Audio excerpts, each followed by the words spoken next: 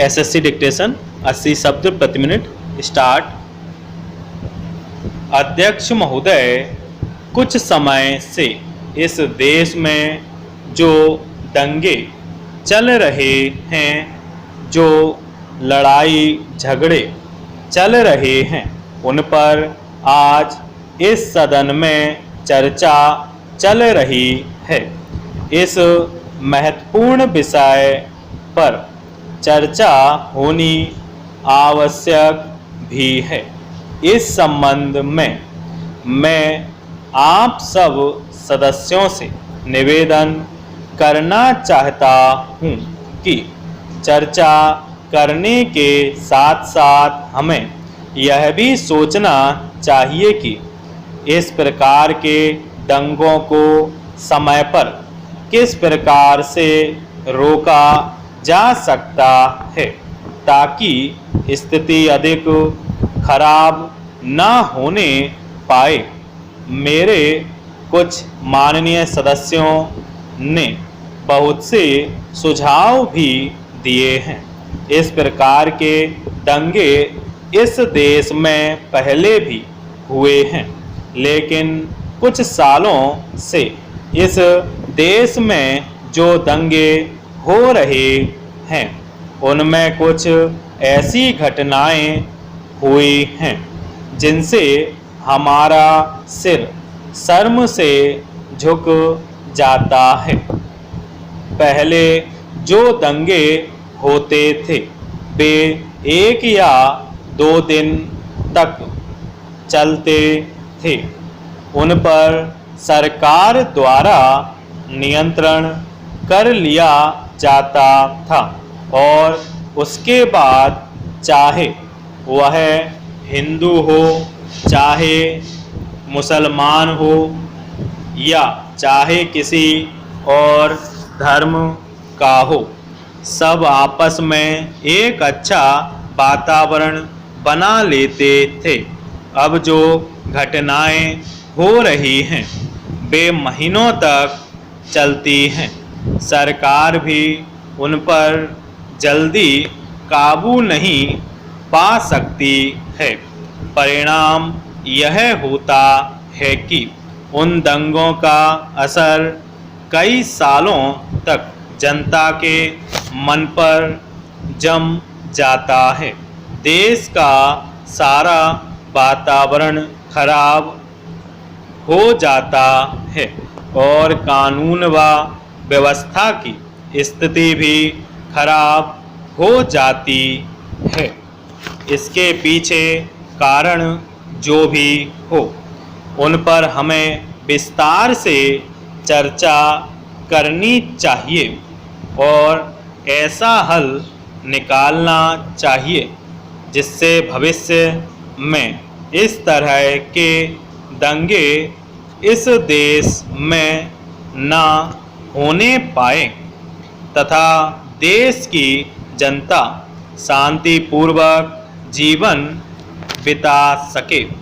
अध्यक्ष महोदय, सरकार का जो सबसे पहला काम है वह यह है कि समय समय पर अनेक स्थानों पर जो दंगे होते हैं उनके पीछे क्या कारण है इसका पता लगाया जाए।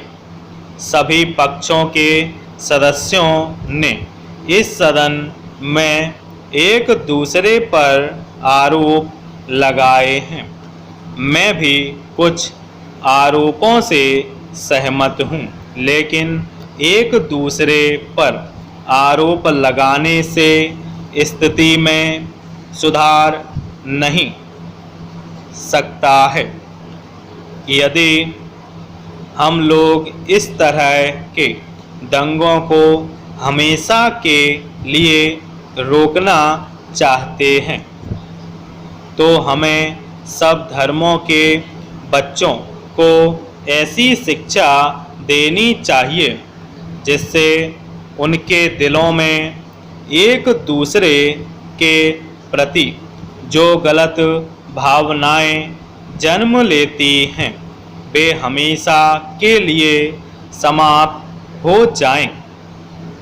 सभापति महोदय, सदस्य महोदय ने सदन में जो विधेयक पेश किया है, मैं उसका हृदय से समर्थन करता हूं और मैं समझता हूं कि इस विधेयक पर आज कोई निर्णय अवश्य लिया जाना चाहिए।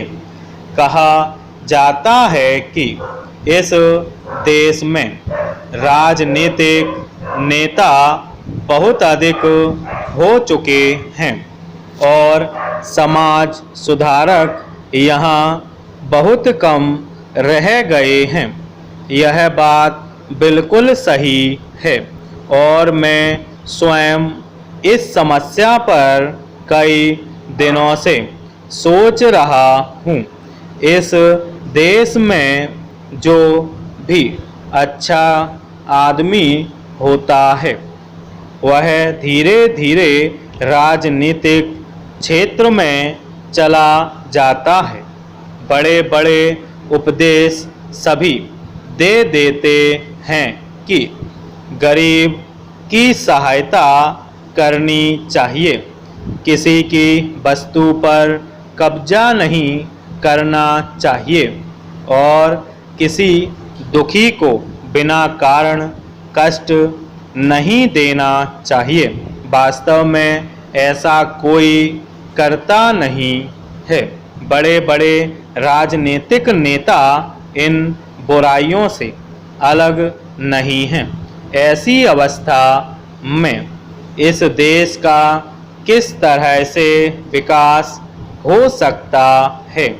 दहेज प्रथा के विषय में भी मैं यह कहना चाहता हूँ कि कोई भी गरीब या अनपढ़ आदमी दहेज नहीं देता है।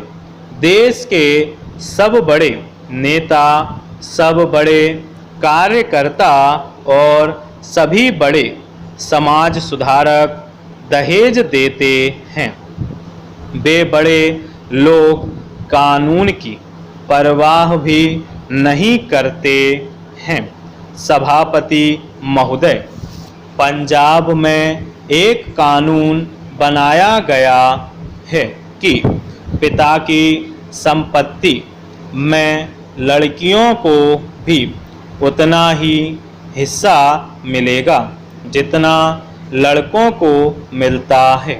परिणाम यह हुआ है कि वहाँ पर ना तो दहेज देना पड़ता है और ना ही कोई दहेज मांगता है। मैं समझता हूँ कि इस प्रकार का कानून देश के अन्य राज्यों में भी लागू किया जाए तो दहेज प्रथा को समाप्त किया जा सकता है। जब लड़कियों को पिता की संपत्ति का पूरा हिस्सा मिलेगा और पूरी जमीन मिलेगी तो उन्हें दहेज देने की आवश्यकता भी नहीं पड़ेगी। एक बात जो मैंने अभी कही है कि सबसे पहले हमें अपनी आदतों को सुधारना चाहिए, तभी हम देश की गरीब और अनपढ़ जनता से यह आशा कर सकते हैं कि वे भी इस बुराई को दूर करने में अपना सहयोग दें। अभी तक माननीय सदस्य ने सुझाव दिया है कि दहेज देने की एक सीमा निर्धारित कर देनी चाहिए। इस संबंध में मेरा सुझाव यह है कि दहेज की कोई सीमा निर्धारित नहीं होनी चाहिए।